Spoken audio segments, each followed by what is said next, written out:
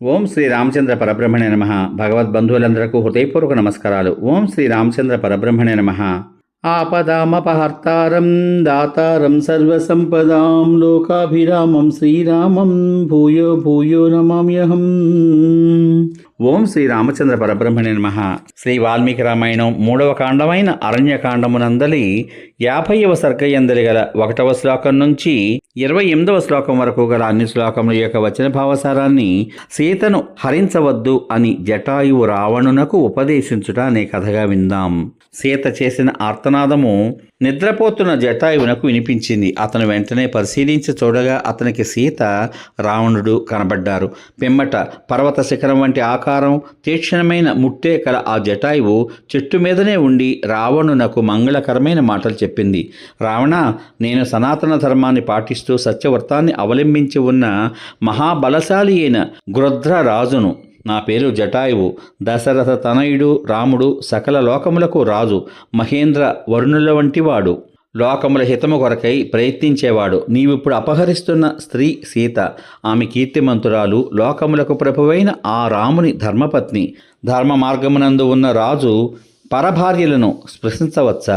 ఓ మహాబలుడా, రాజ్యాన్ని పాలించే రాజు ఇతర రాజుల భార్యలను విశేషించి బాగుగా రక్షించాలి. పరభార్య స్పర్శ నుంచి నీ నీచ బుద్ధిని మరల్చుకో.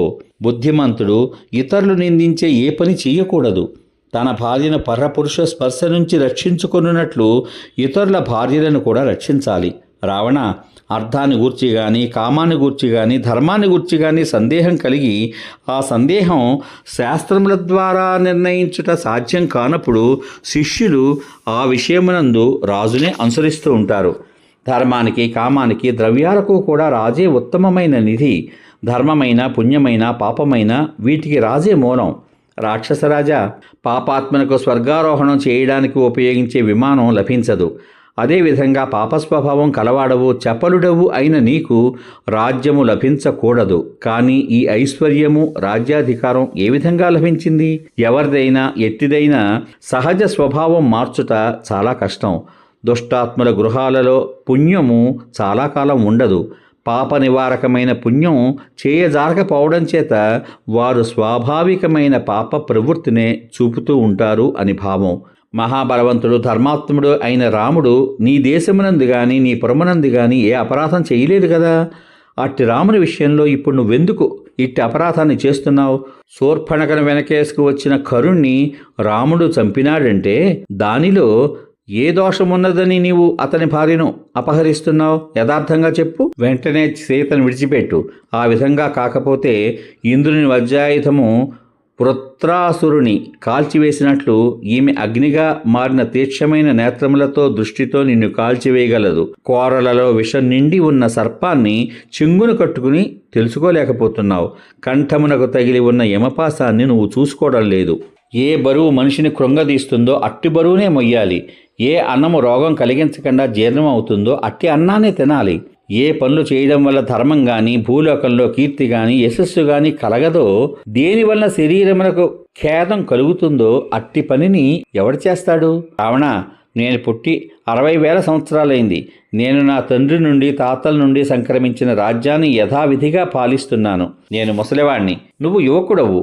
నీకు ధనుర్బాణాలు, కవచం, రథం అన్నీ ఉన్నాయి. అయినను నిన్ను సీతను అపహరించి క్షేమంగా వెళ్ళనీయను. న్యాయాలతో కూడిన యుక్తులు చూపి ప్రామాణ్యము స్థిరీకరించబడిన వేదమును తార్కికులు మొదలైన వారు ఏ విధంగా హరింపజాలరో అట్లే నేను చూస్తుండగా నీవు సీతను బలాత్కారంగా అపహరించజాలవు. నీవు సూర్యుడివైతే ముహూర్తకాలం పాటు ఆగి నాతో యుద్ధం చేయి. పూర్వము కరుడు హతుడైనట్లు నేడు నువ్వు హతుడవై నేల మీద శయనిస్తావు. నీవు అనేక పర్యాయాలు యుద్ధంలో దైత్యులను సంహరించి ఉన్నావు. కానీ అట్టి నిన్నే నారచీరలు ధరించి తాపసవృత్తిలో ఉన్న రాముడు కొద్ది కాలంలోనే వధించగలడు.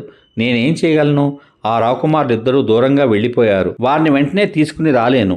కానీ వారికి భయపడి పారిపోతున్న నీచుడివైన నీవు తప్పకుండా నశిస్తావు, సందేహం లేదు.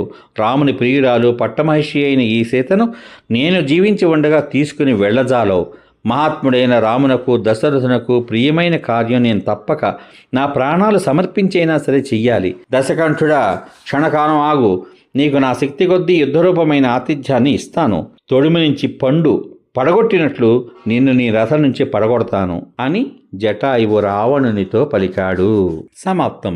ఇంతవరకు మీరు శ్రీ వాల్మీకి రామాయణం 3వ కాండమైన అరణ్యకాండమందలి 50వ సర్గయందలి గల 1వ శ్లోకం నుంచి 28వ శ్లోకం వరకు గల అన్ని శ్లోకముల యొక్క వచన భావసారాన్ని సీతను హరించవద్దు అని జటాయువు రావణునకు ఉపదేశించుట అనే కథగా విన్నారు. రేపటి భాగంలో శ్రీ వాల్మీకి రామాయణం అరణ్యకాండము 51వ సర్గయందలి గల 1వ శ్లోకం నుంచి 46వ శ్లోకం వరకు గల అన్ని శ్లోకముల యొక్క వచన భావసారాన్ని రావణునితో జటాయువు యుద్ధం చేయుట, రావణుడు అతనిని వధించుట అనే కథగా వింటారు.